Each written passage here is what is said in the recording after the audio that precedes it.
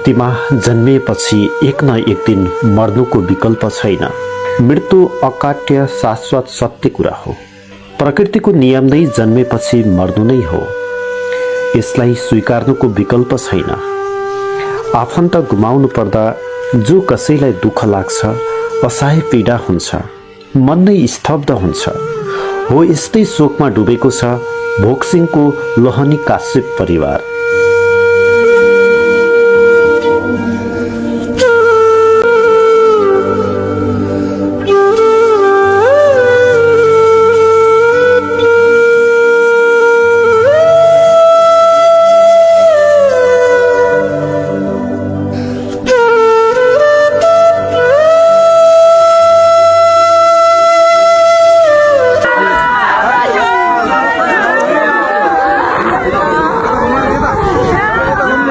पर्वतको महाशिला गाउँपालिका ward number 2 भोकसिङ खालीडाँडा जन्मघर भई हाल हङकङमा बस्दै आउनुभएका समाजसेवी तथा अपुन एसके फाउन्डेसन नेपालका संस्थापक अपुन एसके भोटेकी ममतामयी आमा बाटुली काश्यप लोहनीको निधन भएको छ।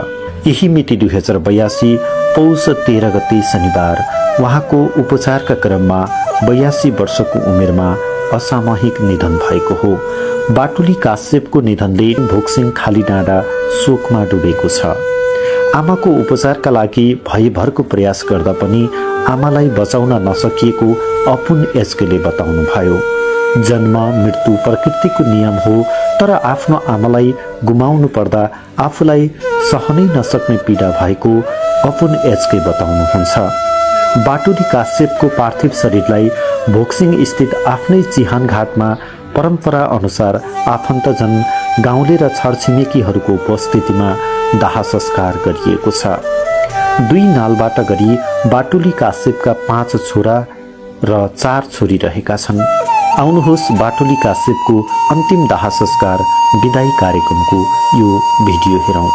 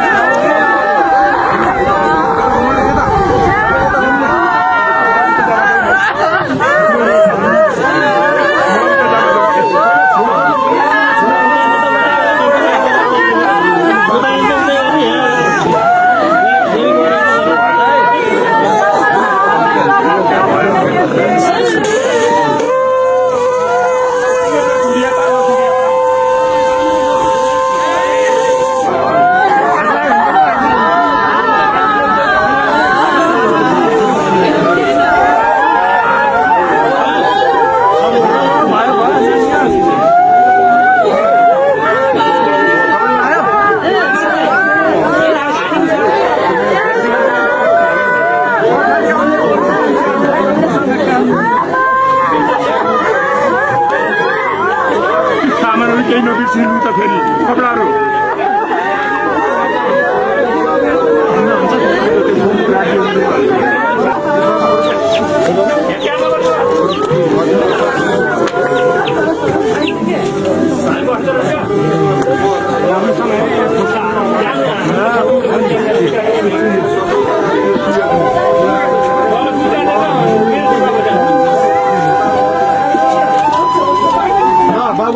बाबु नानी घर जाऊ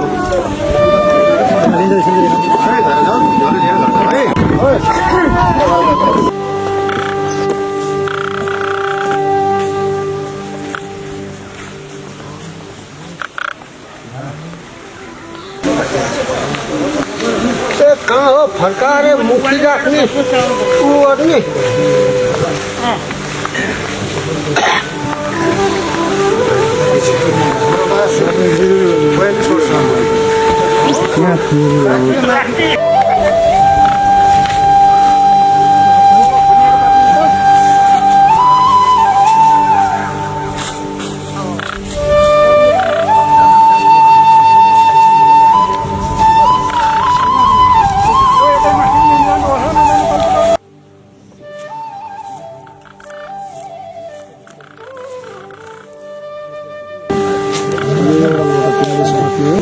नपुगेको हुनसक्छ के गर्ने त्यसले थाहा होइन क्या ठाउँ ठाउँमा राख्नु तल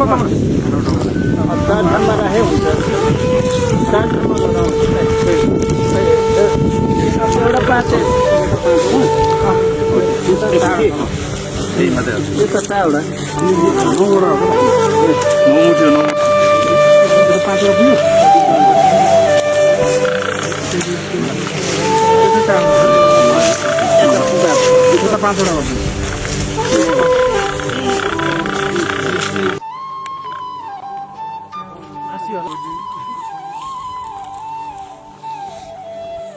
मैले उहाँकोलाई खुन पनि चेन्ज गर्छु भने मिल्दैन भनेर जिद्दी नै गरेको मैले सुगर प्रेसर भएकोलाई खुन पे चेन्जै हुँदैन भन्यो खुसी त गरेको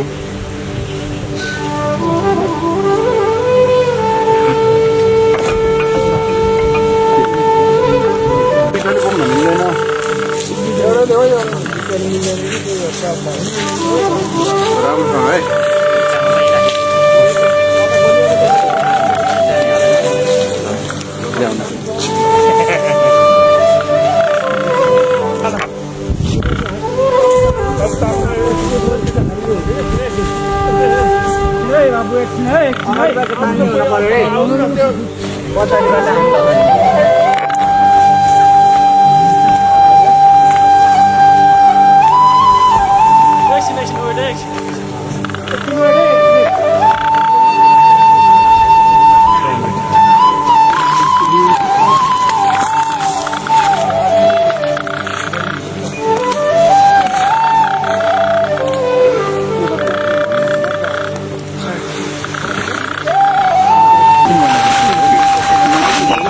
भयो अरू बाँकी यता खनाउनु यता ल्याएर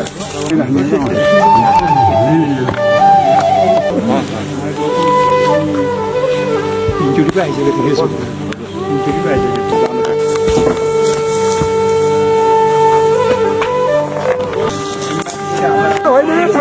रोक्नु भनेको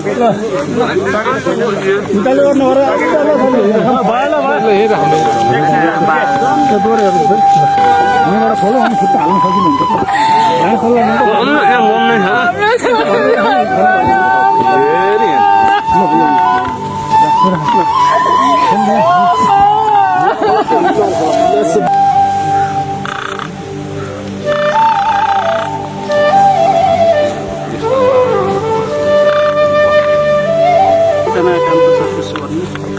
भएका त्यो ढुङ्गा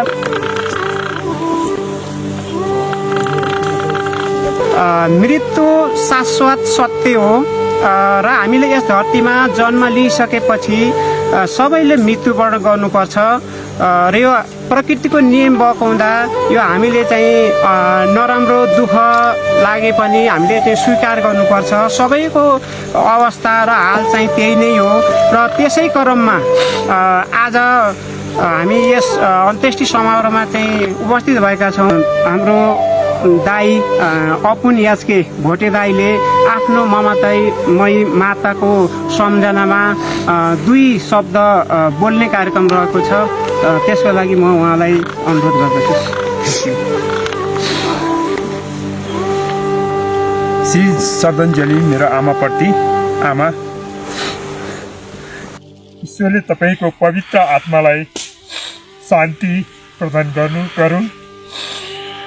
2000 साबिकको बागलुङ जिल्ला जैदी गाविस हाल जैमेनी नगरपालिकामा पिता रणबहादुर रसाइली र माता जुना कुमारी रसाइलीको कोखबाट जन्मनुभएकी धर्मपत्नी स्नेही आमा तथा आदरणीय व्यक्तित्व श्री साबिक पर्वत जिल्ला भोक्सिङ गाविस हाल महाशिला गाउँपालिका श्री हर्कबहादुर कश्यप उहाँकी जेठी श्रीमती विष्णु तर्फ 3 छोरा भविराज प्रेम बहादुर ठाकुर, 2 छोरी गौरी कमला कान्छी श्रीमती बाटुली तर्फ 2 छोरा आपुन याजके अर्जुन, 2 छोरी माया र तारा।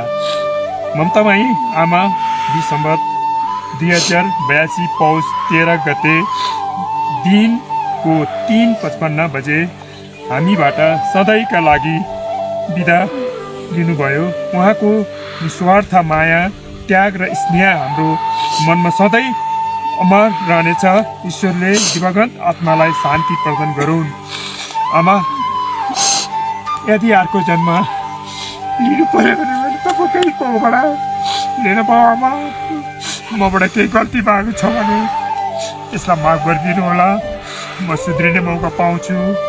थाहा छैन, मैले धेरै कोसिस गरेँ, तपाईँलाई बचाउन सकिनँ। सायद तपाईँको यही नै इच्छा थियो होला। लभ यू आमा, love you love you love you. र सम्पूर्ण यहाँ उपस्थित दाजुभाइ दिदीबहिनी सम्पूर्णमा साइनो अनुसारको मेरो तर्फबाट टोक नमस्कार, माया। हामी सबै यसरी नै मायामा बचौँ भन्ने म चाहन्छु। मायाभन्दा ठुलो केही पनि छैन। सबैको जय होस्। Thank you very much. 1 minute मौन धारण राख्नु। टाइम हेर्नु। र यसपछि हामी 1 मिनट उहाँको सम्झनामा, उहाँको चाहिँ आत्माको चिज शान्तिको कामना गर्दै 1 मिनट मौन धारणमा हामी चाहिँ सरिक हुनेछौँ। ल सुरु।